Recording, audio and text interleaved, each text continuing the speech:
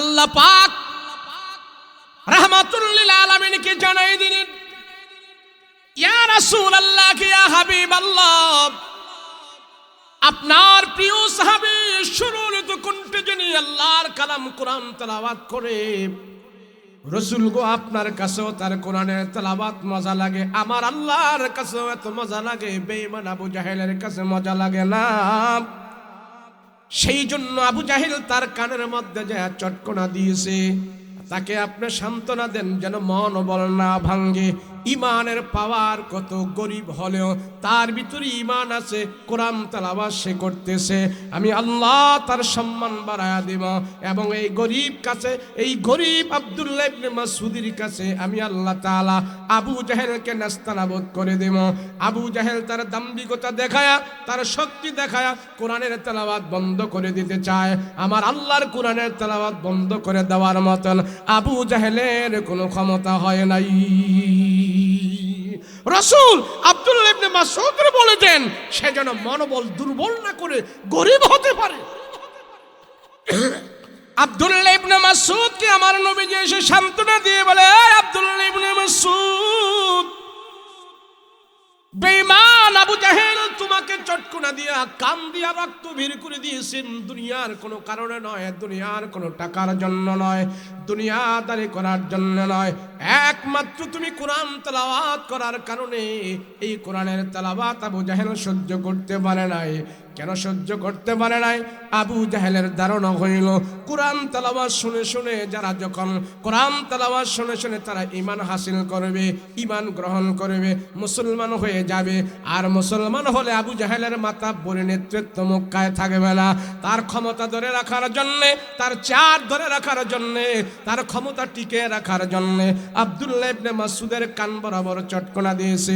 আমি আল্লাহ, রাসূল গো আপনি তারা জানায়া দেন, আমি আল্লাহ আবু জাহেলকে নাস্তানাবুদ করে দেব, তার ক্ষমতা শেষ করে দিব, তারই দুনিয়ার জমিন থেকে বিদায় করে দেব।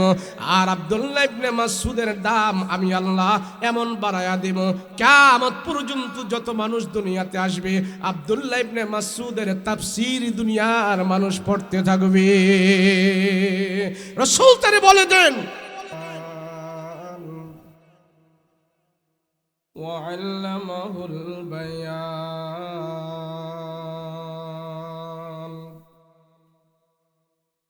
وأطعنا الإيمان وخلقنا المسلمين والمسلمات صلى الله تعالى عليه وعلى آله وأصحابه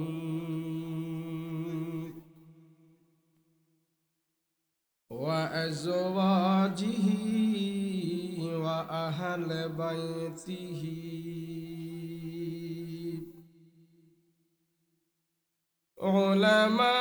علماء أمته وفقهاء ملته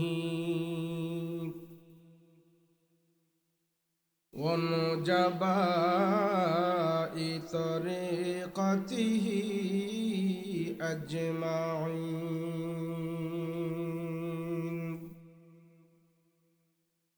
الذي أرسله الله تعالى بالحق بشيرا ونذيرا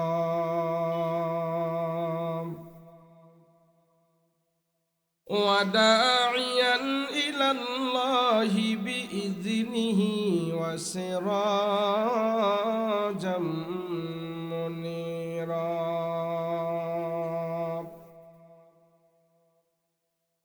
أما بعد فأعوذ بالله من الشيطان الرجيم بسم الله الرحمن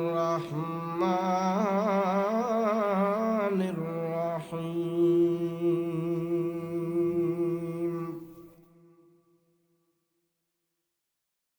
بل هو قرآن مجيد في لوح محفوظ.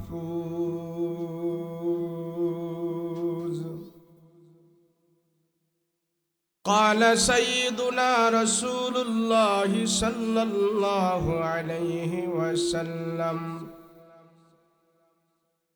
المرء على دين خليله فلينظر أحدكم من يخالل،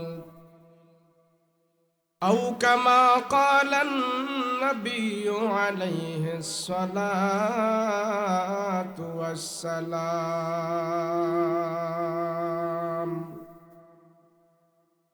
وقال تعالى في شان حبيبه ومحبوبه: وما أرسلناك إلا رحمة للعالمين.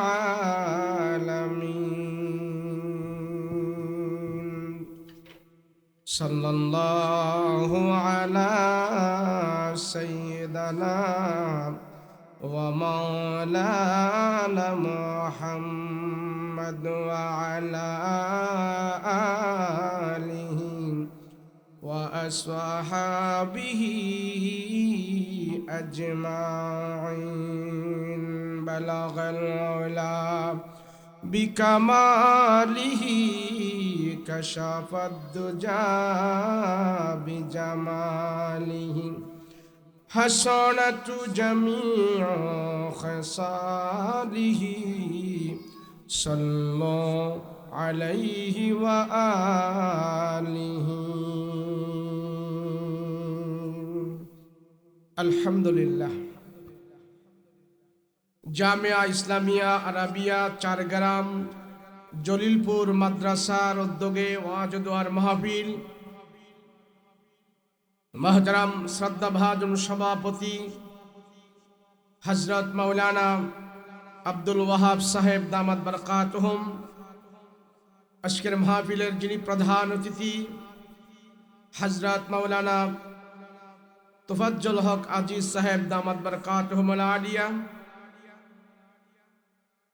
আরো বিভিন্ন উলামায়ে কেরাম রয়েছেন, সম্মুখ অনুপবিষ্ট দিনদার মুত্তাকি পরহেজগার ভাইয়েরা, পর্দার অন্তরালে অবস্থানরত আমার শ্রদ্ধেয় মা বোনেরা, আল্লাহ পাকের দরবারে কালেমাত শুকর আদায় করছি। দিল থেকে জবান খুলে আওয়াজ করে বলি আলহামদুলিল্লাহ।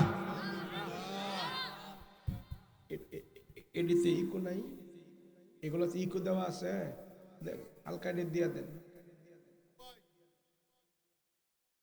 আল্লাহ যারে ভালোবাসে, পছন্দ করে, মহব্বত করে, যার উপরে আল্লাহ পাকের রহমতের দৃষ্টি আল্লাহ বারবার দান করে, আল্লাহর সেই প্রিয় বান্দাদেরকে আল্লাহ পাক নেক কাজের মধ্যে শামিল করে রাখেন। এই যে আমি আপনি এখানে বসলাম, এটা কি বদ কাজ না নেক কাজ? সবাই বলেন না। আপনারা যে বসে আছেন, এটা কি কাজ? বদ কাজ না নেক কাজ? কেমনে নেক কাজ? যতক্ষণ আপনারা এখানে বসে থাকবেন, অতক্ষণ সর্বপ্রকারের গুনাহ থেকে মুক্ত থাকবেন। আলহামদুলিল্লাহ। বলেন, ওয়াজ মাহফিলে বসলে কি গুনাহ হয়? ও না করেন না, দি গুনাহ হয়? আপনারা এখানে বসে কোনো গুনাহ করছেন? এই পিছনের হারে না করে না। বিড়ি টিড়ি খাইছেনি বসে? ওয়াজ মাহফিলে বসে কি বিড়ি টিড়ি খায়? কোন নাফরমানি করে? কি রে, আল্লাহ এবং আল্লাহর রসুলের কথা একজনে বলে আর সবাই শোনে, এই তো কাজ, তাই না? যতক্ষণ পর্যন্ত আমি আপনি বসে এখানে কোরআন হাদিসের কথা শুনব, অতক্ষণ পর্যন্ত আল্লাহর ফেরেশতারা আমার আপনার আমল নামায় কোনো গুনাহ লিখবেন। আলহামদুলিল্লাহ। যদি এই মুহূর্তে এখানে কোনো একটা লোক মারা যায়, ইন্তেকাল করে, তো আল্লাহর কাছে ফেরেশতারা যায় বলবে আপনার বান্দা গুনাহমুক্ত মজলিসে সে ইন্তেকাল করেছে, গুনাহমুক্ত পরিবেশের কারণে মরণ আমার ভালো হয়েছে। এই ভালো মৃত্যু নিয়ে আল্লাহর আদালতে যখন আমরা যাব, আল্লাহ পাক কবরের আযাবের ফেরেশতাদেরকে বলবে আমার এই বান্দাকে কবরে আযাব দিও না। ওয়াজ মাহফিলে আসলে, বসলে, বললে, শুনলে সর্বপ্রথম যে লাভটা হয় সেটা হলো বান্দা যতক্ষণ এখানে বসে থাকে সর্বপ্রকারের গুনাহ থেকে মুক্ত থাকে। আলহামদুলিল্লাহ। অনেকে বলে ওয়াজ দিয়া লাভ কি, বলে কি বলে না, কে এত ওয়াজ হইতেছে লাভ কি? আমি বলবো এ জাহেলের লাভ কি জিনিস এটা সে জানে না। এই বাংলাদেশে 600-র উপরে থানা আছে। কয়শো? 600-র উপরে বাংলাদেশের থানা আছে। আজ একটা থানায় যদি একটা করে মাহফিল হয় তাহলে 600 মাহফিল হচ্ছে। কথা বলেন ঠিক কিনা? এই 600 মাহফিলে যদি একটা করে লোক হয়, 100 করে লোক হয়, তাহলে 60,000 লোক। আজ রাতে মাহফিলকে কেন্দ্র করে এই ছোট্ট একটি বাংলাদেশ থেকে কমসে কম 60,000 লোক আল্লাহর দরবারে হাত উঠিয়ে দোয়া করবে। কথা বলেন ঠিক কিনা? পৃথিবীতে এমন দেশ আর নেই, একমাত্র এটা হলো বাংলাদেশ। শীতের সিজনে প্রত্যেক রাত্রি লক্ষ মানুষ আল্লাহর দরবারে হাত উঠিয়ে দোয়া করে, তার নাম হলো বাংলাদেশ। মাহফিলকে কেন্দ্র করে আমি তো এক থানায় একটা করে ধরেছি। আপনারা বলেন প্রত্যেক থানায় কি একটা করে মাহফিল হয়? সুনামগঞ্জ সদর থানায় কি আজকে একটা মাহফিল? কথা বলেন না, একটা মাহফিল? একটা নয়। মাহফিলের উসিলায় এই ছোট্ট বাংলাদেশ থেকে আল্লাহর আদালতে আজ লক্ষ মানুষ এই গভীর রজনীতে হাত উঠিয়ে আল্লাহর দরবারে দোয়া করবে। আমি মনে করি ইমানদার, তাওহীদ, কোরআন প্রিয় মানুষের, আল্লাহ প্রিয়, রসুল প্রিয় মানুষের দোয়ার কারণে এই বাংলাদেশকে এখন পর্যন্ত আল্লাহ সুজলা সবলা সুন্দর রেখেছে। কথা বলেন ঠিক কিনা? না হয় এই দেশ তো চোরের খাতায় নাম গেছে না। এই দেশের নাম বাহিরের রাষ্ট্রে চোরের দেশ বাংলাদেশ। এই ভাই কেমন করে, কে সুন্দর করেন না? চোরের দেশ বাংলাদেশ। সারা বিশ্বে বাংলাদেশ এখন চোরের দেশ হিসাবে চিনে না। সারা দুনিয়াতে এখন বাংলাদেশকে কোরআনের দেশ হিসাবে চিনে। কথা বলেন ঠিক কিনা? কেন? বর্তমান সময়ে গুগল সার্চ দিলে আপনি দেখবেন 25 লক্ষের উপরে কোরআনের হাফেজ আল্লাহ পাক এই বাংলাদেশে তৈরি করে দিয়েছে। কয় লক্ষ? জোরে বলেন। 25 লক্ষ কোরআনের হাফেজ আল্লাহ এই বাংলাদেশে তৈরি করে দিয়েছে। সৌদি আরবে 25 লক্ষ কোরআনের হাফেজ নাই। যেই দেশে কোরআন নাজিল হয়েছে, নবী রাসূল এসেছে, সাহাবায়ে কেরাম এসেছে, জিবরাইল আমিন কোরআনের আয়াত নিয়ে মক্কা মদিনায় আসছে, সেই মক্কা মদিনার দেশেও বর্তমানে 25 লক্ষ কোরআনের হাফেজ নাই। শুধু ছোট্ট একটি বাংলাদেশের ভিতরে 25 লক্ষের উপরে আল্লাহ কোরআনের হাফেজ এই জমিনে তৈরি করে দিয়েছে। আমি আপনি মনে করি বাংলাদেশ ছোট্ট একটি দেশ না, ছোট্ট এক দেশ নয়, বিশাল বড়। এখন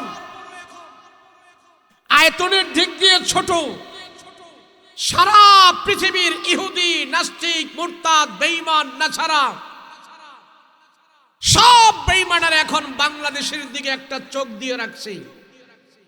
এই বাংলাদেশে এত আলিম উলামা, এই বাংলাদেশে এত মাদ্রাসা মসজিদ, এই বাংলাদেশে এত কোরআনের হাফেজ, এই দেশ যদি এইভাবে চলতে থাকে, এই দেশ যদি এইভাবে সামনে বাড়তে থাকে, এক সময় এই বাংলাদেশ থেকেই কোরআনের হেডকোয়ার্টার হবে, আর এখান থেকেই সারা দুনিয়াতে কোরআনের আলো ছড়ে যাবে। কথা বলেন ঠিক কিনা?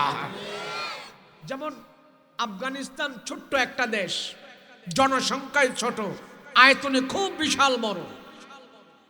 সেই আফগানিস্তান পৃথিবীর সবচেয়ে বড় পরাশক্তি আমেরিকা চেয়েছিল তাদেরকে শেষ করে দিবে। কেন? আফগানিস্তানের দোষটা কি? আমেরিকা কেন এত মাথা ব্যথা? আমেরিকা কেন আফগানিস্তানকে শেষ করে দিতে চেয়েছিল? অনেক ক্ষয়ক্ষতি করেছে। কারণটা কি?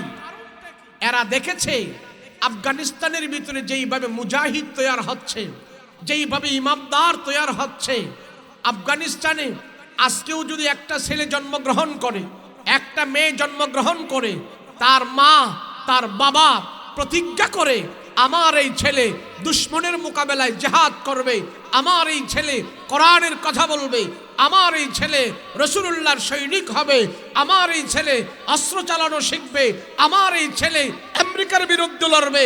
মা প্রতিজ্ঞা করে, বাবা প্রতিজ্ঞা করে। এইভাবে আফগানিস্তানে যত শিশু জন্মগ্রহণ করতেছে, সব শিশুদের বাবা মা আমেরিকা ইসলামের দুশ্মন, কোরআনের দুশ্মন, তাদের বিরুদ্ধে তাদের সন্তানদেরকে সৈনিক হিসাবে তৈরি করতেছে।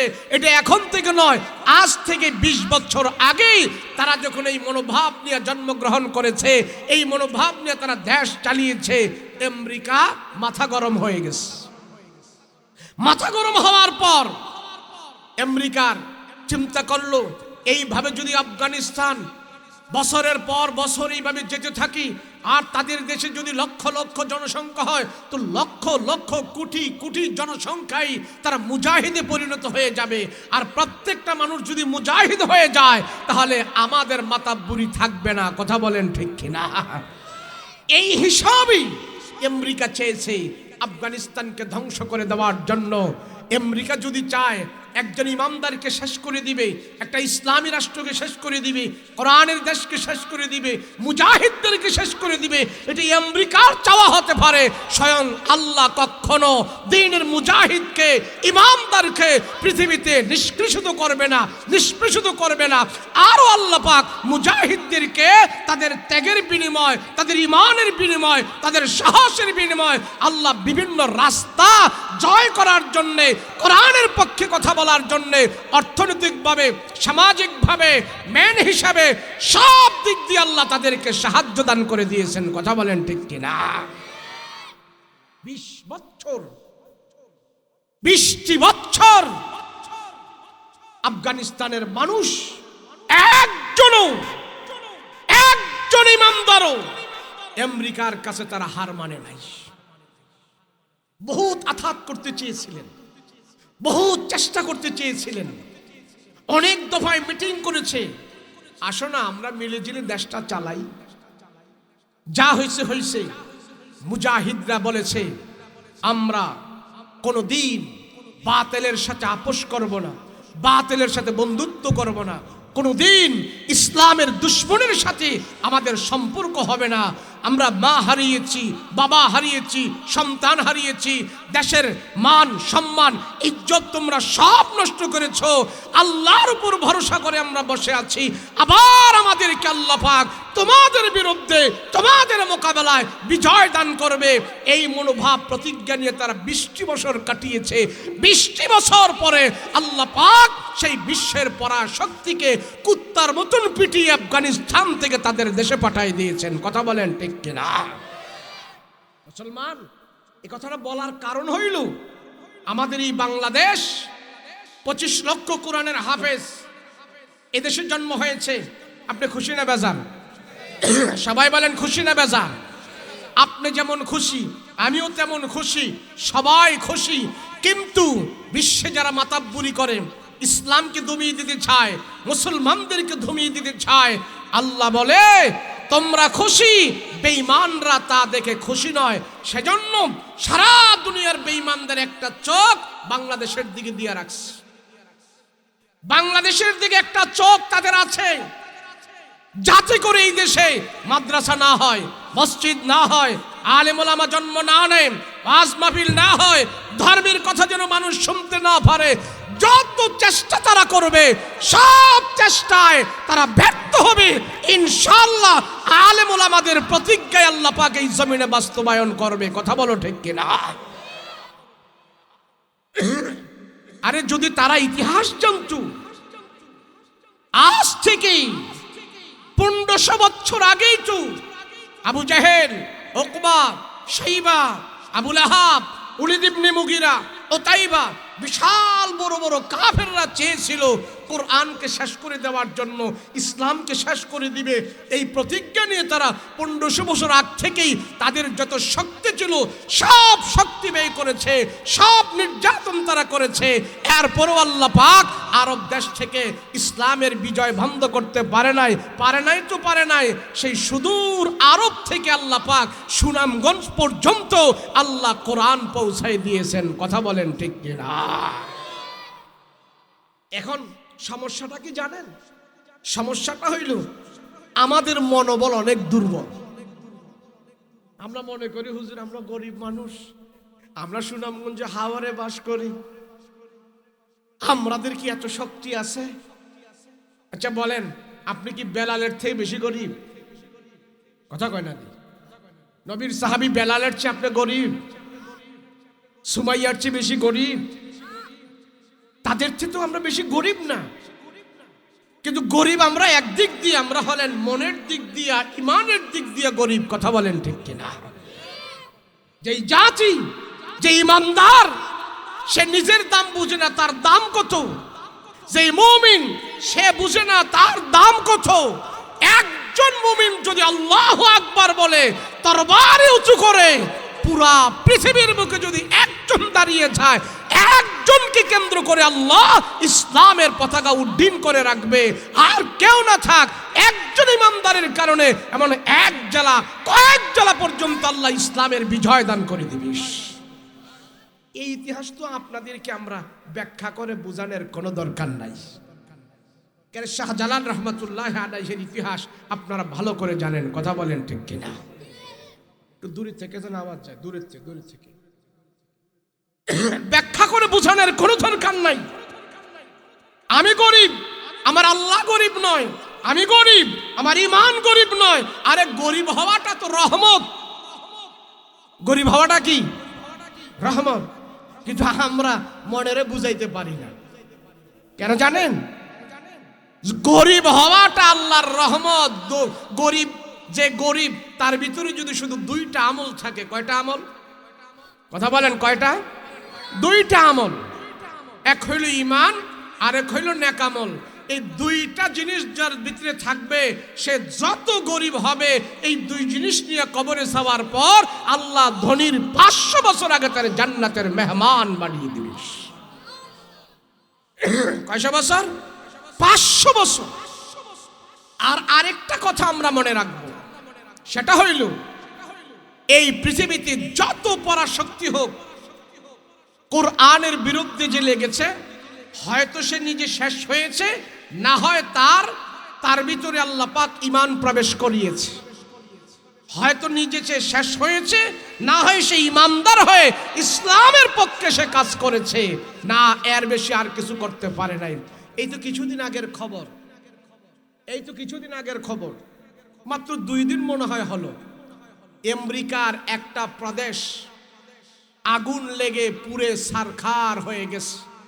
এ পর্যন্ত খবর আসছে 1500-1500 উপরে বাড়ি ঘর আগুন লেগে পুড়ে ছারখার হয়ে গেছে। কয় হাজার? কথা বলেন না, কয় হাজার? আরে আপনারা নেট চালান, ফেসবুক চালান, শোনেন না এ খবর? আগুন লাগাইছে কে?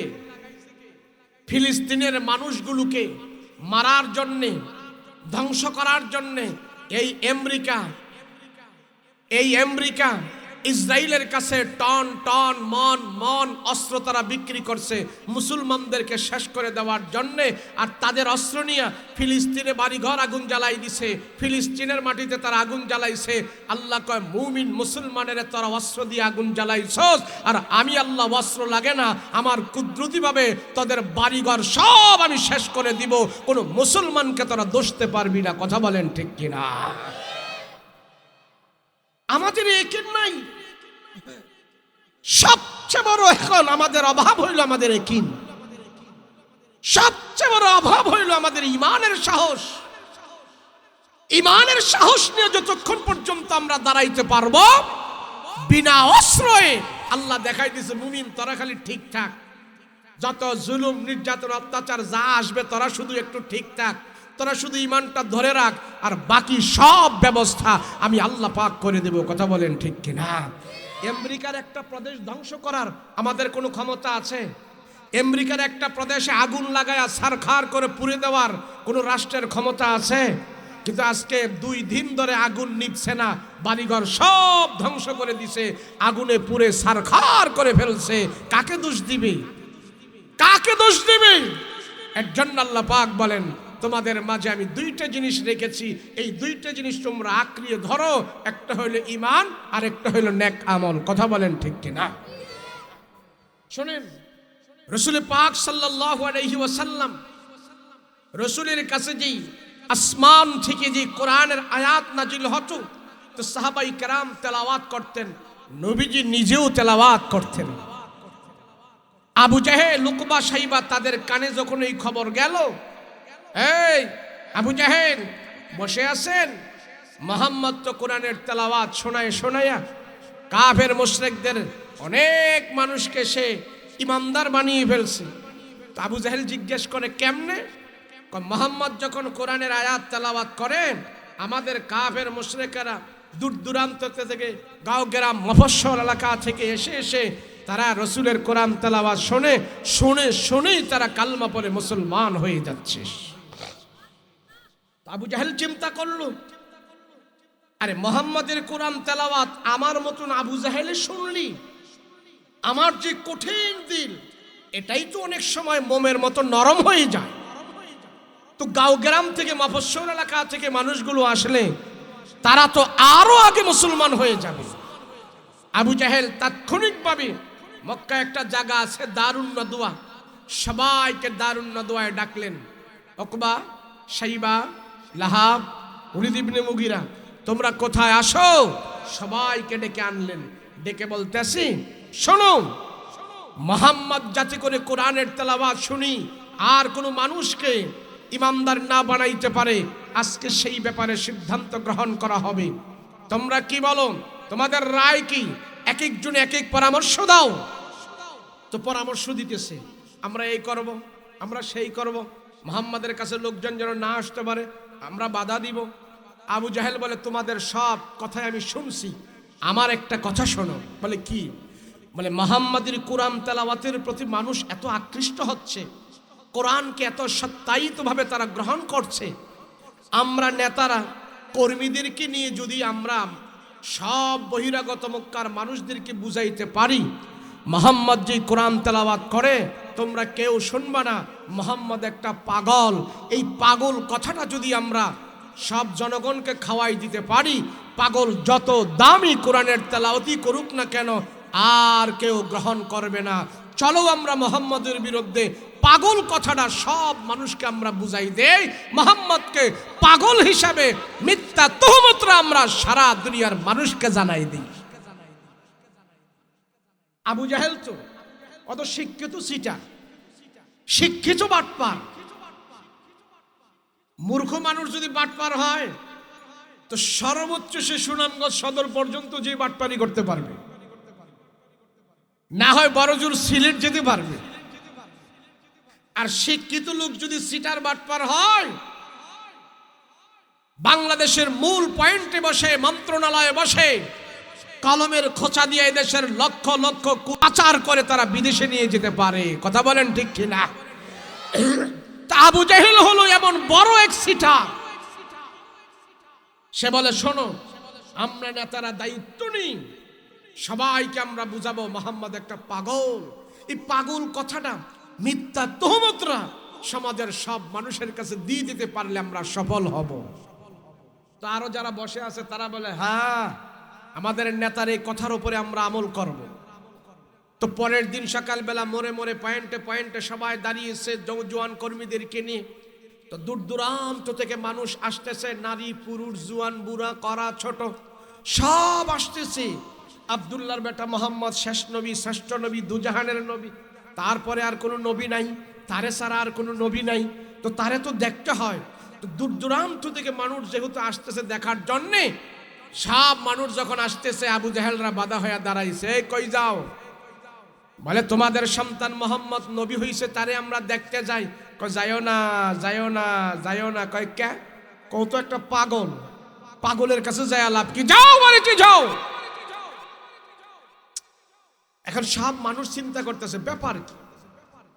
আমরা এত নাম দাম সুনাম সব শুনলাম মোহাম্মদের, সে সত্য নবী, শ্রেষ্ঠ নবী, সত্য পয়গম্বর, জীবনে কোনোদিন মিথ্যা কথা বলে নাই। আর মক্কার সর্দারেরা বলতেছে পাগল, কারণটা কি? তো এখন জনগণ বলতেছে, আচ্ছা ঠিক আছে, মোহাম্মদ যদি পাগল হয় তাহলে অসুবিধা কি? আমরা পাগলটারই দেখবো, একটু দেখতে দেন না, আমরা পাগলটারই দেখবো, দেন। আবু জাহেল বলতেছে, পাগল দেখা লাভ কি? যাও বাড়িতে যাও। তো জনগণ একে অপরে বলা বলি করতেছে, হায় রে, মক্কার বড় বড় সর্দারেরা বলতেছে মোহাম্মদ পাগল। তাহলে পাগল হইল মোহাম্মদ ছোটখাটো পাগল হবে না, এটা বড় পাগল হইব। মেম্বারে কয় পাগল, চেয়ারম্যানে কয় পাগল, মাস্টারে কয়, ডাক্তারে কয়, হুজুরে কয়, বক্তায় কয়, মুফতি সাহেবে কয়, সবাই যখন একটা কথা কয়, সেই কথাটা কি ছোট হবে না বড় হবে? তো মক্কার সব নেতারা, সর্দার প্রধানেরা যেহেতু বলতেছে মোহাম্মদ পাগল, এটা ছোটখাটো পাগল হইব না, বড় পাগল হইব। আর আমরা এত দূর থেকে আসছি যেহেতু, বড় পাগল ডারে আমরা এক নজর দেখাই যাব। সুবহানাল্লাহ, বড় পাগল ডারে আমরা এক নজর দেখেই যাব। নেতারা আমাকে একটু জায়গা দেন, আমরা যাব, পাগলটারই আমরা দেখব। আবু জাহেল উকবা সাইবারে, আরে পাগল দেখা লাভ কি? যাও। নেতাদের কথা আর কেউ শোনে নাই, সব জনগণ নেতাদেরকে ওভারটেক কইরা খানায় কাবায় সব ঢুকে গেছে। ঢুকে যায় খুঁজতেছে, পাগলটা কই কই কই কই, মোহাম্মদ কই? মোহাম্মদ রে পাগল বলছে, কই মোহাম্মদ কই? এডি সাউন্ড নাই, এডি সাউন্ড নাই, এডি সাউন্ড নাই। এডি বন্ধ করে দিলে লাভ কি? আমার দিক ভিড়ে দিয়ে দেন না, এটা এর লেগে তো আমি দূরের আওয়াজ পাই না। মোহাম্মদ বলি, মোহাম্মদ পাগল। তো পাগলটারে খুঁজতে খুঁজতে যায় তারা পাইলেন। আমার নবী খানায়ে কাবার সামনে আল্লাহর কালাম হাতে নিয়ে তেলাওয়াত করতেছে, আর আমার রাসূলুল্লাহর চেহারা মুবারকের আলো খানায়ে কাবার দেয়ালের মধ্যে যায় লেগে আছে। নবীজির চেহারা মুবারকের আলো দিয়ে পুরাটা খানায়ে কাবার দেয়াল আলোকিত হয়ে আছে। একে অপরে বলা বলি করতেছে, হায় হায়। মক্কার সর্দারেরা বলল, মোহাম্মদ পাগল। একজন পাগলের চেহারা কি এত সুন্দর হতে পারে? যে পাগল তার চেহারা ফ্যাকাশে থাকে, চুলগুলো আলো জানো, জামা কাপড় ভাড়া সেটা, কিন্তু এমন তো কিছুই আমরা দেখতেছি না। আচ্ছা, মোহাম্মদ যদি পাগল হয়ে থাকে তাহলে মোহাম্মদ কি পড়তেছে আমরা একটু দেখি শুনি। কেন পাগলের পড়া তো আগা মাথা ঠিক নাই, কথা বলেন ঠিক কিনা? পাগল একবার গান গায়, আরেকবার গজল গায়, একবার হিন্দি বলে, আরেকবার বাংলা বলে, এই একটা বেতাল অবস্থায় থাকে। সব জনগণ এবার আমার রাসূলুল্লাহর পিছনে দাঁড়িয়ে আছেন নবীজির কোরআন তেলাওয়াত শোনার জন্য। সুবহানাল্লাহ। তো নবীজি কোরআন তেলাওয়াত করতেছে, বিসমিল্লাহির রহমানির রহিম।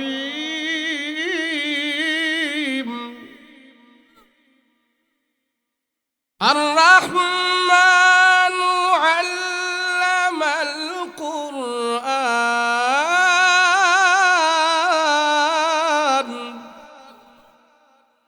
খালাক খালাকাল ইনসানা আল্লামাহুল বায়ান।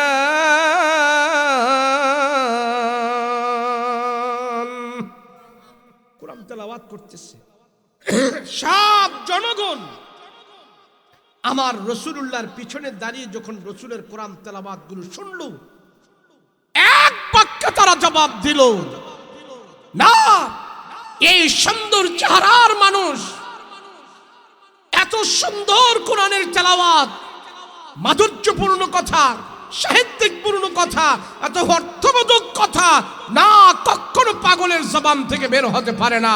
আমরা সত্য রাসূল পেয়েছি। ও মুহাম্মদ, তোমার হাতে হাত রেখে কালেমা পড়ে আমরা মুসলমান হয়ে যেতে চাই। আবু জাহেলের মাথা আরো গরম হয়েছে। হায় হায়, পাগল কইলাম, পাগল কথাটা সমাজের কেউ খাইল না। আমরা নেতাদের কথা কেউ খাইল না। আমরা নেতারা যাই সিটার আর বাটপার, মিথ্যা কথা বলছি, জনগণ বুঝে ফেলছে। কথা বলেন ঠিক কিনা? এবার আবু জাহেল সবাইরে বলল, শোনো, আমাদের কথায় যেহেতু কাজ হয়নি, এখন আমরা দালাল ভাড়া করে এরপরে মুহাম্মদের বিরুদ্ধে আমরা কথা বলাবো। কি ভাড়া করে? কথা কন না, কি ভাড়া করে? এই বাংলাদেশের ভিতরও দালাল আছে। দেশ ধ্বংস হয়ে যাক, ইসলাম ধ্বংস হয়ে যাক, সে কিছু ইহুদি মুশরিকদের থেকে কিছু পয়সা পাতি পাইলেই চলে, তার দালালি করা শুরু করে, সে দালালি করতে থাকে। আর দেশ ধ্বংস হয়ে গেছে, ইসলাম ধ্বংস হয়ে গেছে, তাতে কোনো সমস্যা নাই, এর নাম হইল দালাল। কথা বলেন ঠিক কিনা?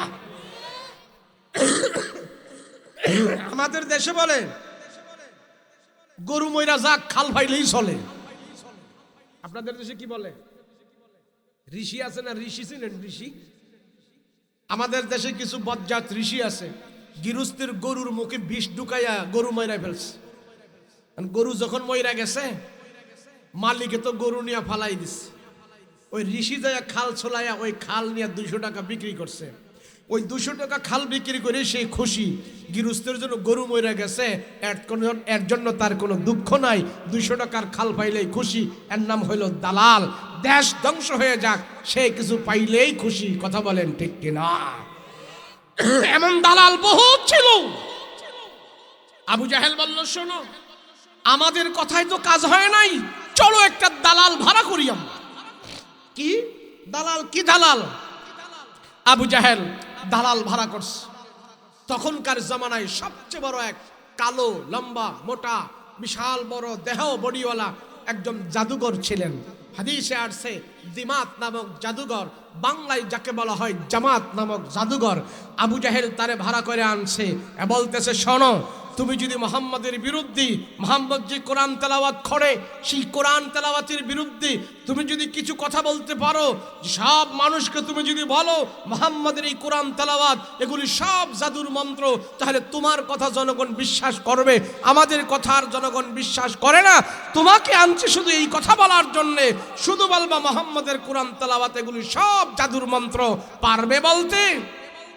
তো দালাল, তো দালাল। আবু জাহেল বলছে, দিনার, দিরহাম, আশরাফি মুদ্রা তোমার সব দেওয়া হবে, তুমি খায়া দায়া তোমার নাতিপুতি সব খেতে পারবে। পারবে বলতি? এখন সে বলে, হ্যাঁ পারবো। মানে তো রুমালের ভিতরে এরম টাকা পয়সা, দিনার, দিরহাম, আশরাফি মুদ্রা আবু জাহেল গাট্টি বাইদা দিছে ওরে। সব এগুলি নিয়া মনে মনে ভাবতেছি, মুহাম্মদকে বলে যাব, মুহাম্মদ যেন একজন জাদুঘর, সে যে জাদুর মন্ত্র তেলাওয়াত করে, বলে যাব। সবাই আল্লাহর রসুলকে জাদুঘর বলার জন্য জাদুর মন্ত্র তেলাওয়াত করে, কোরআনের তেলাওয়াত গুলোকে জাদুর মন্ত্র তেলাওয়াত করে বলার জন্য বিশাল বড় জাদুঘর।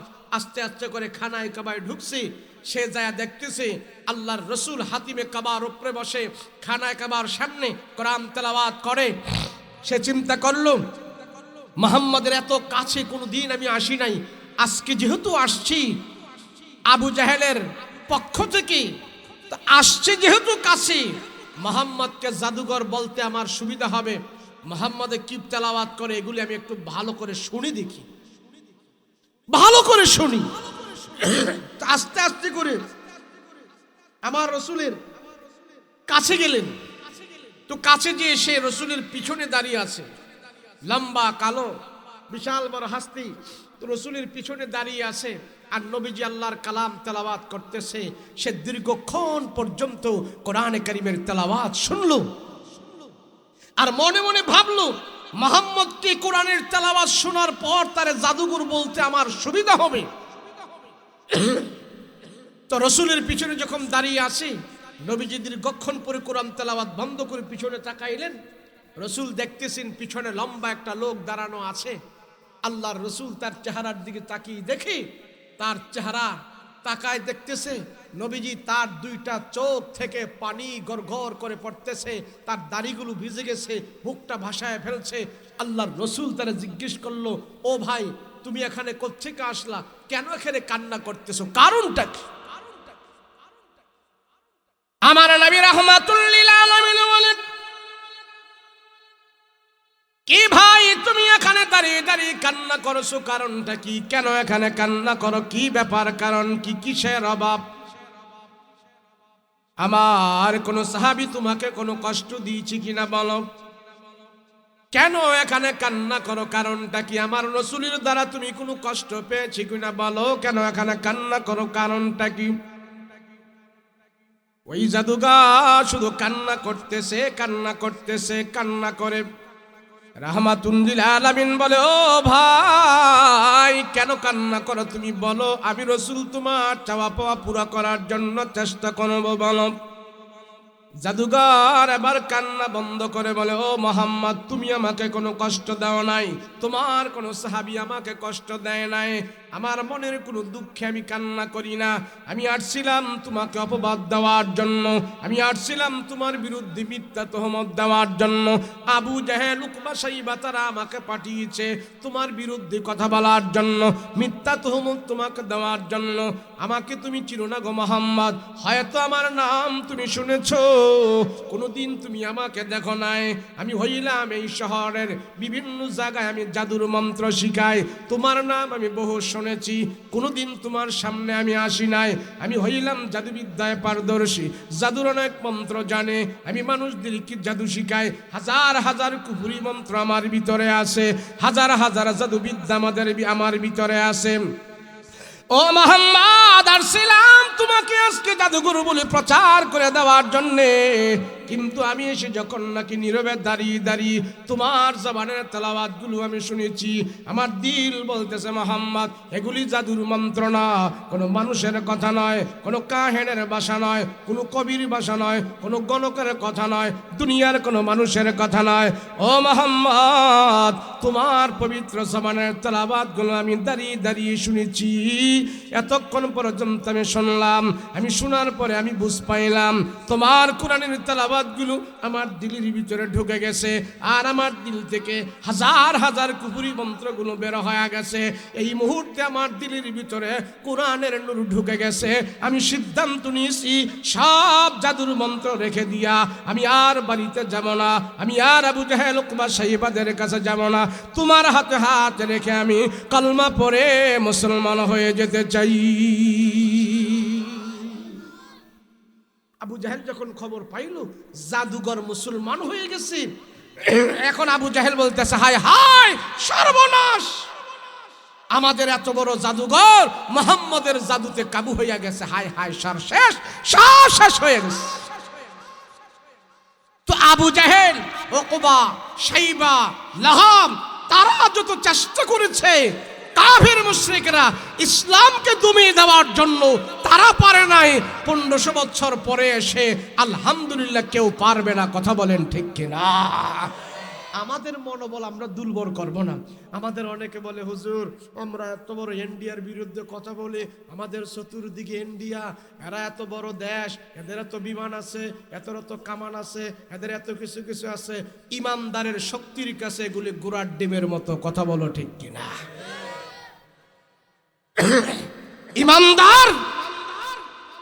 ইমানদার কিভাবে ইমানের পাওয়ার দিয়ে পুরা পৃথিবীর সাথে লড়তে পারবে, সেই ব্যাপারে কোরআনে বহুত আলোচনা আছে।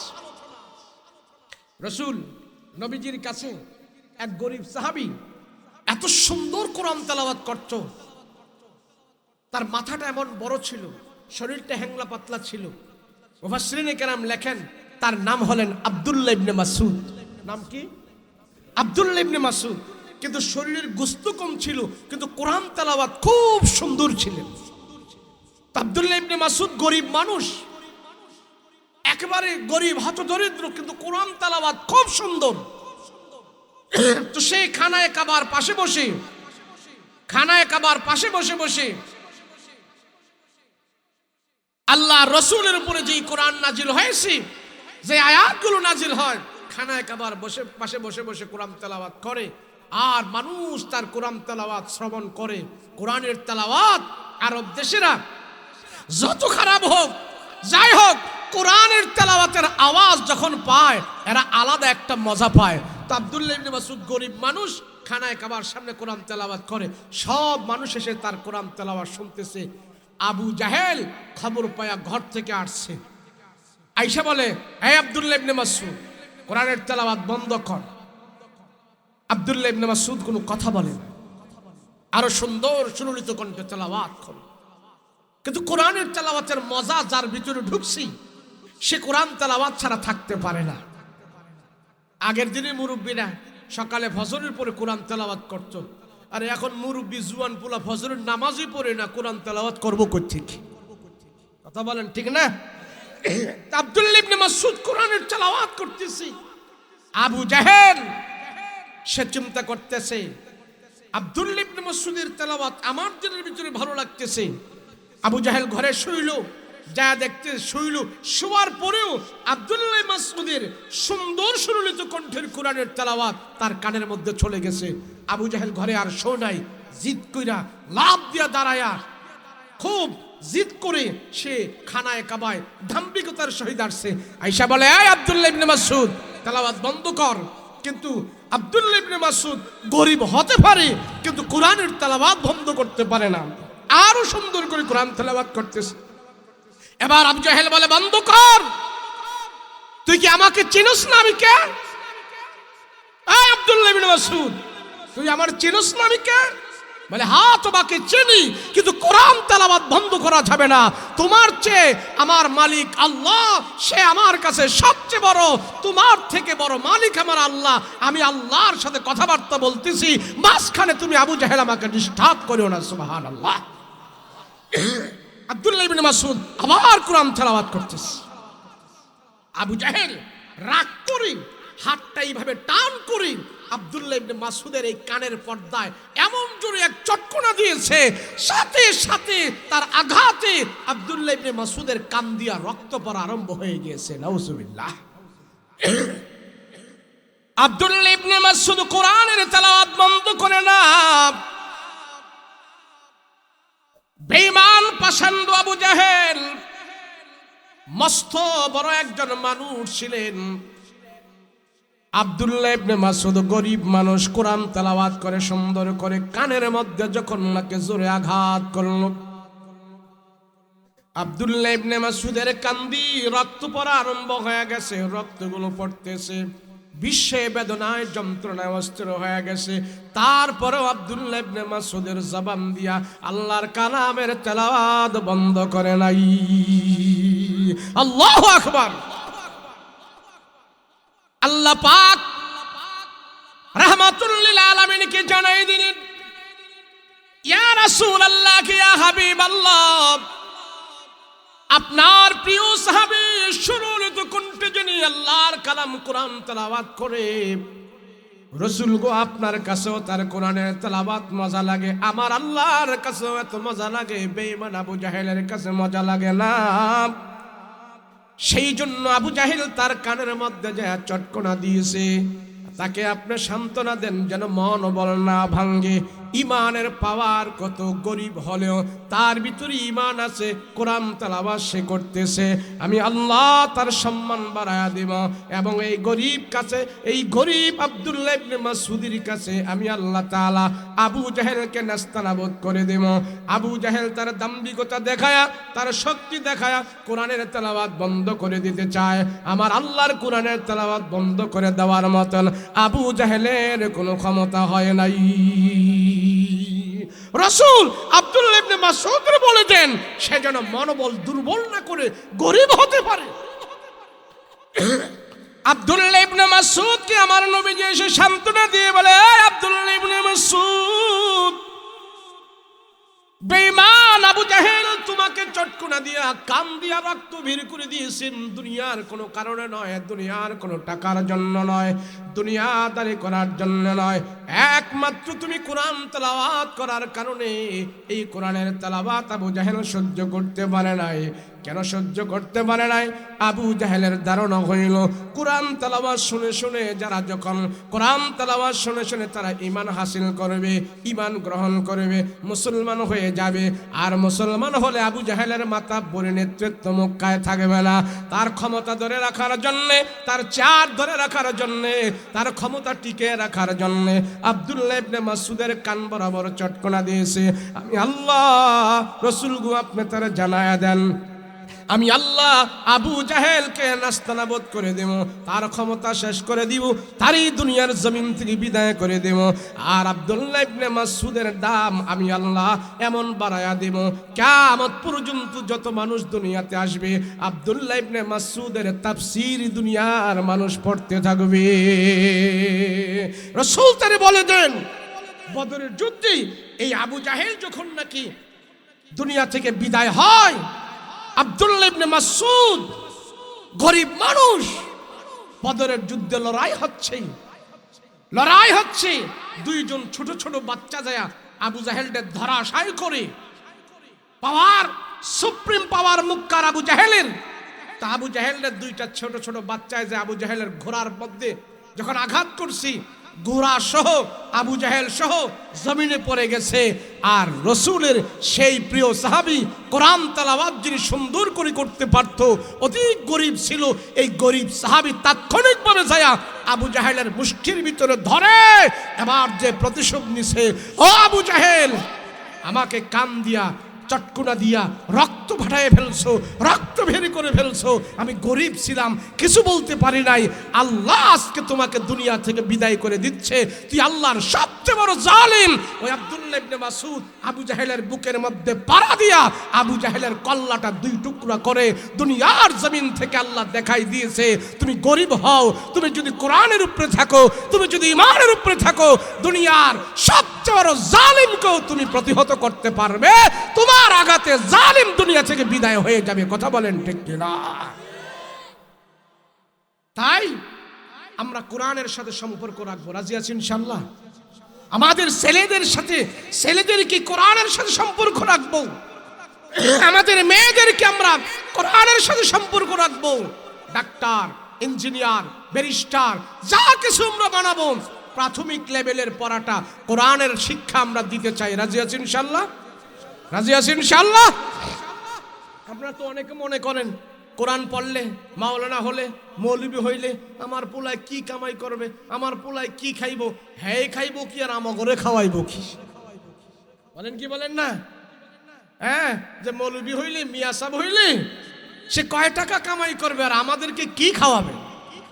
যেই বাবা মা সন্তানকে কোরআন হাদিস বাদ দিয়া নিজে দুনিয়াতে খাবারের চিন্তা করে, কোরআন হাদিস ছেলের শিক্ষা না দিয়া শুধু দুনিয়া কামানোর চিন্তা করে, যোগ বিয়োগ করলে, যাচাই করলে দেখা যায় এই বাবা মার কপালে সন্তানের খাবার জুটে না। কথা বলেন ঠিক কিনা? এখন কোরআন নাই, হাদিস নাই, কিচ্ছু নাই, পুলারে ইংলিশ শিখাইলাম, পুলারে সব কিছু করাই লন্ডনে পাঠাইলাম। এখন লন্ডনে যাই এটা নামাজও পড়ে না, রোজাও করে না, সাদা চামড়া দেখে বিয়ে একটা করে ফেলছে, বছরের বছর পর ওখানে কাটাইতেছে, বাবা মাকে বছরের পর বছর একবারও ফোন কইরা ফোনের মাধ্যমেও বাবা মার খবর নেয় না। এমন নজির আছে না নাই? কথা বলেন আছে না নাই? যেই সন্তানের ভিতরে কোরআন থাকে না, যেই সন্তানের ভিতরে আল্লাহর ভয় থাকে না, সেই সন্তান বাবা মার খেদমত না করলে কি হবে? তার ভিতরেও কোনো ভয় আসে না। কথা বলেন ঠিক কিনা? এর জন্য কোরআনের সাথে সম্পর্ক রাখবো। রাজি আছি? আমি তো বলি যে এলাকায় মাদ্রাসা আছে সেই এলাকার মানুষের উপর আল্লাহর রহমত বরকত নাজিল করে। এই মাদ্রাসাটা জি ওই এলাকার মানুষ জান্নাতে যাওয়ার একটা উসিলা হয়ে যায়। কথা বলেন ঠিক কিনা? মাদ্রাসা আছে, আমার রক্তমাখা ঘাম পরিশ্রমের টাকা মাদ্রাসায় লেগেছে, মাদ্রাসার ইট কিনেছি, মাদ্রাসায় টিন কিনে দিছি, মাদ্রাসার ছাত্রদেরকে এক বস্তা চাউল দিয়েছি। আমার চাউল খেয়ে সে আল্লাহর কোরআন তেলাওয়াত করেছে, আমার টিনের নিচে বসে সে আল্লাহর কোরআন পড়েছে, আমার অর্থায়নের বিনিময় সে ঘরের ভিতরে বসে আল্লাহর কালাম তেলাওয়াত করতে পেরেছে। আমার এই জান মাল, আমার এই টাকা পয়সা আল্লাহর আদালতে সাক্ষী দিবে, আল্লাহ আপনার এই বান্দার শ্রম, আপনার এই বান্দার জান মাল সে মাদ্রাসার কাজে লাগিয়েছিল, আর তার নিচে বসে বসে কোরআন প্রেমিক ছেলেরা কোরআন তেলাওয়াত করেছে। সেই জন্য আমি বলি যে মাদ্রাসার সাথে সম্পর্ক ছিল, সম্পর্ক থাকার কারণে ওই ছাত্রদের সুপারিশের কারণে, কোরআনের সুপারিশের কারণে জান্নাতে যাওয়ার একটা রাস্তা হয়ে যায় সে এলাকার মানুষের জন্য। কথা বলেন ঠিক কিনা? আপনারা মনে করেন যে মাদ্রাসা হলে, আরে বাবা বর্তমানে বাংলাদেশে হাজার হাজার মাদ্রাসা হওয়ার কারণে একটা মাদ্রাসা যদি 5 জন করেও ছাত্র হয়, 10 জন করেও ছাত্র হয়, বাংলাদেশে বর্তমানে মাদ্রাসায় যারা শিক্ষা দিতেছে সব শিক্ষার উপরে এখন মাদ্রাসার শিক্ষাওয়ালারা যদি যাচাই করি, মাদ্রাসার প্রতিষ্ঠানে সবচেয়ে বেশি শিক্ষা হচ্ছে। আপনাদের সুনামগঞ্জ শহরের কয়টা মাদ্রাসা আছে? ঢাকায় হাজার হাজার মাদ্রাসা, অলিতে গলিতে মোড়ে মোড়ে পয়েন্টে পয়েন্টে সব জায়গায় মাদ্রাসা। যা দেখবেন সবগুলো মাদ্রাসার ভিতরে আলহামদুলিল্লাহ ছাত্র ভরপুর আছে। কারণ কি? আমি জিজ্ঞেস করলাম এক পুলিশ অফিসারকে, উনি পুলিশ অফিসার, বড় কর্মকর্তা, তো উনি এই না ওনার সন্তানকে মাদ্রাসায় ভর্তি করাইছে। আমি বললাম ভাই আপনি এত বড় একজন গ্রাজুয়েট পার্সন লোক, সরকারি চাকরিজীবী, আপনি যতদিন চাকরি করবেন আপনার ছেলেটাকেও তো আপনি একটা চাকরিতে দিতে পারবেন, আপনার সন্তানটাকে আপনি মাদ্রাসায় নিয়ে আসলেন মোল্লা বানাইতে, কারণটা কি? সেই পুলিশ আমাকে বলে ভাই কথা বলছেন আপনি তো জাগতিক, আর আমি আমার সন্তানের জন্য আমার লেভেলটা দেখি নাই, আমি আমার সন্তানের জন্য দেখেছি কি জানেন? স্কুল কলেজের জ্ঞান আপনার বেশি নাই, আমার বেশি। আমি একজন পুলিশ অফিসার, আমি সারা বাংলাদেশ ঘুরি, আমি যাচাই করে দেখেছি কলেজ ভার্সিটি স্কুল বিশ্ববিদ্যালয় এই সমস্ত ছেলেরা লেখাপড়া করে, আমি নিজে ভুক্তভোগী, আমি নিজে পড়েছি, আমি নিজে দেখেছি 100 ছেলে থেকে 95 জন ছেলে মেয়ের চরিত্র ঠিক নাই, ড্রাগ সেবন করে, নেশা করে, নিজের রক্ত তারা দূষিত করে ফেলেছে। আমি সিদ্ধান্ত নিয়েছি, আমি আর আমার বিবি দুইজনে বসে আমরা সিদ্ধান্ত নিয়েছি মাদ্রাসায় যদি পড়াইতে পারি, ছেলেটারে যদি হাফেজ বানাই, ছেলেটারে যদি আলেম বানাই, আমার ব্রেনে ধরলো সে কিছুই করতে না পারে, আমি তার জন্য সব করে যাব। আমি এই গ্রান্টটা দিতে পারি মাদ্রাসার এই ছেলেটা কোনোদিন তার রক্ত বেহালালি হবে না, রক্ত দূষিত হবে না। আমার সন্তানের রক্ত যদি পবিত্র রাখতে চাই তাহলে মাদ্রাসার শিক্ষা ছাড়া কোনো বিকল্প ব্যবস্থা নাই। একজন পুলিশ অফিসারের ভাষ্য। পুলিশ অফিসার ঢাকা শহরে খুঁজলে দেখবেন 30,000 টাকা করে সন্তানকে মাদ্রাসায় দিয়ে প্রতি মাসে 30,000 টাকা দিয়ে সন্তানকে পড়ায়। এমনও মাদ্রাসা আছে ঢাকায় 60,000 65,000 টাকা ভর্তির টাকা নেই, 60,000 টাকা দিয়ে তার সন্তানকে প্রতি মাসে খরচ করে মাদ্রাসায় পড়াইতেছে। আমি অনেক সময় আশ্চর্য হয়ে যাই, 30,000 টাকা প্রত্যেক মাসে তার খাবারের খরচ দেয়, তার থাকা খাওয়ার খরচ দেয়, আর এই খরচ দিয়ে কোন হুজুরে পড়ায়? তো হুজুরে তো 30,000 বেতনও পায় না, পড়ায় কারা? এটা খুঁজলে দেখা যায় পুলিশ অফিসার, প্রকৌশলী, ইঞ্জিনিয়ার, ডাক্তার, তারা এনে তাদের সন্তানদেরকে মাদ্রাসায় ভর্তি করায় দিচ্ছে। খবর নিলাম কি কারণ? কি বলে? কারণ হলো হুজুর আমরা দেখেছি আমার সন্তানের চরিত্র যদি ঠিক রাখতে চাই, আমার সন্তানকে যদি আদর্শবান বানাইতে চাই, শিক্ষার থেকে আরো বেশি জরুরি হলো আমার সন্তান যেন চরিত্রবান হয়। শিক্ষার থেকে আরো বেশি জরুরি হইল আমার সন্তানের রক্ত যেন হালাল হয়। শিক্ষার চেয়ে আরো বেশি জরুরি হইল আমার সন্তানটা যেন ভদ্র নম্র হয়। তাহলে আমি বেছে নিয়েছি যদি আমার সন্তানকে নম্র, ভদ্র, চরিত্রবান, আদর্শবান গড়ে তুলতে চাই, মাদ্রাসার শিক্ষা ছাড়া বিকল্প কোনো ব্যবস্থা নাই। কথা বলেন ঠিক কিনা?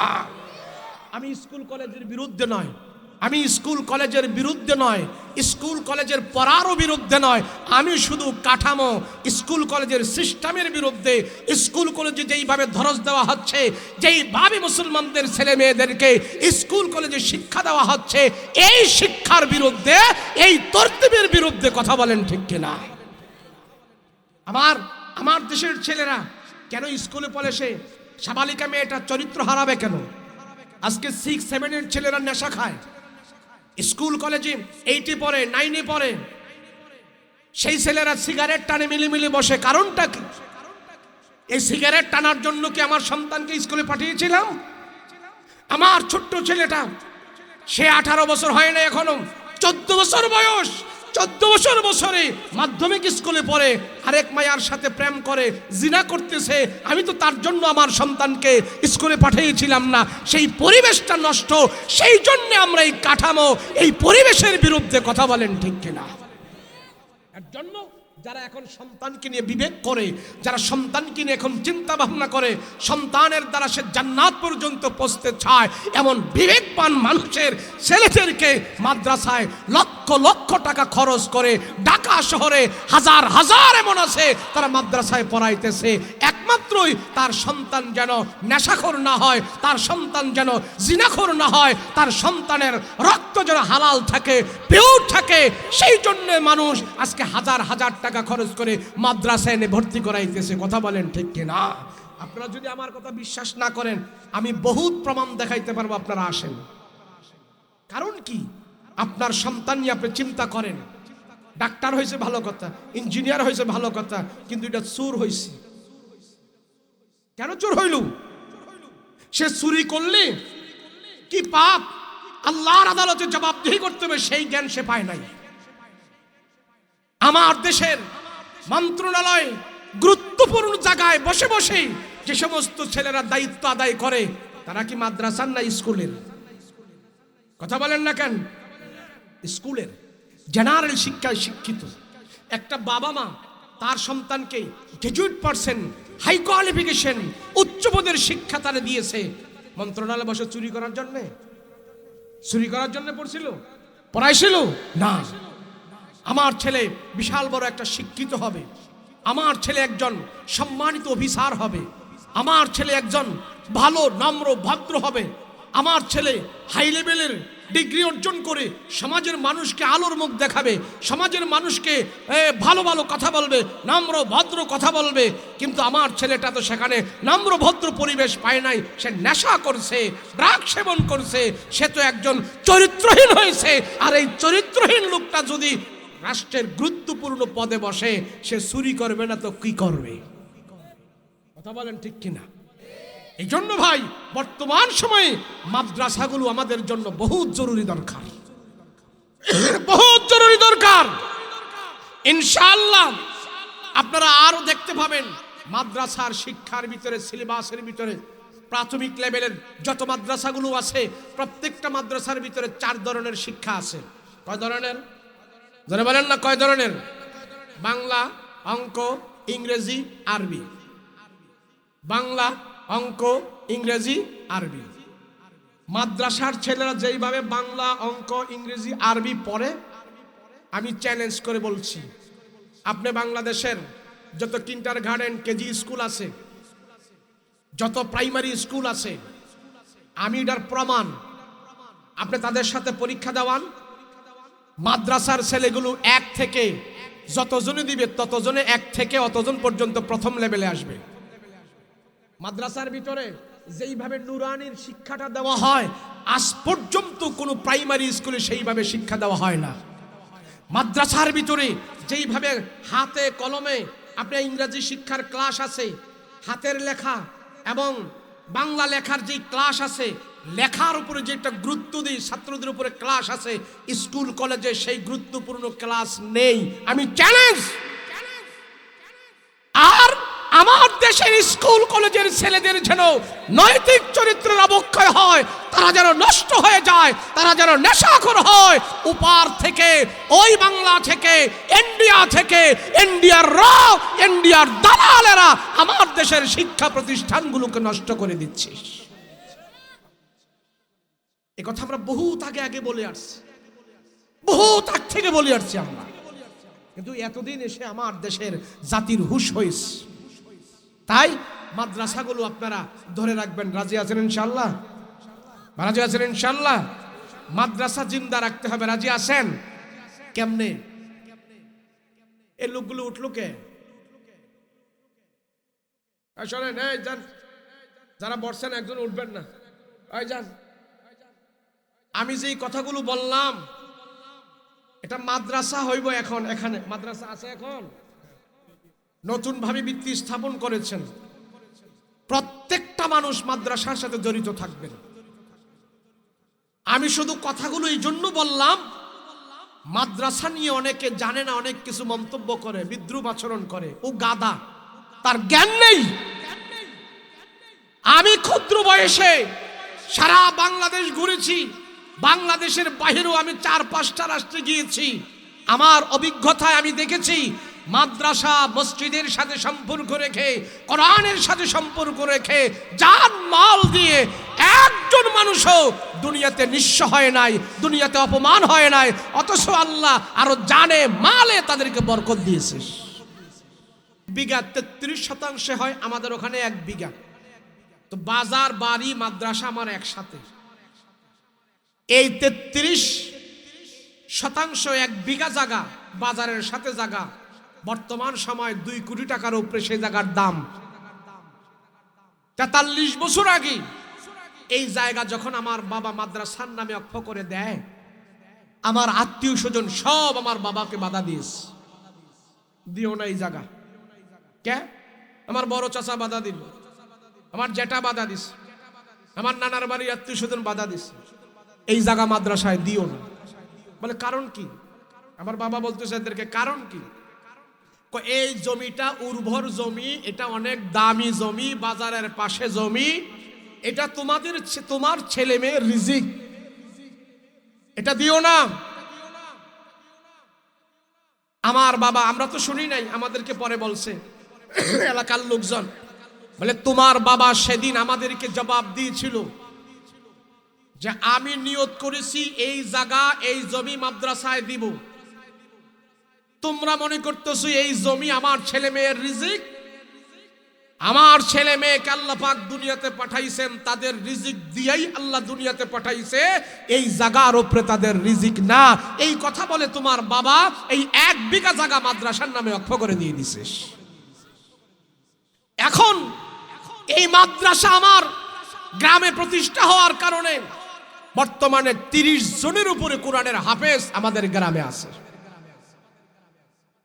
প্রায় 7 থেকে 8 জন মুফতি আছে, 15-16 জনের মতন দাওরা হাদিস আলেম আছে, এক মাদ্রাসা হওয়ার কারণে। আলহামদুলিল্লাহ আমাদের গ্রামে কোনো বেদাতি লোক নাই, চিল্লার সাথী আছে, মানুষ নামাজ পড়ে, ধর্ম বুঝে, ইসলাম বুঝে।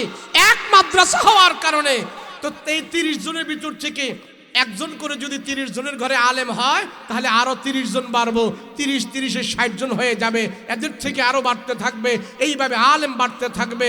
আলহামদুলিল্লাহ আমার রক্তের ভিতরে প্রায় 15 জনের উপরে কোরআনের হাফেজ আছে।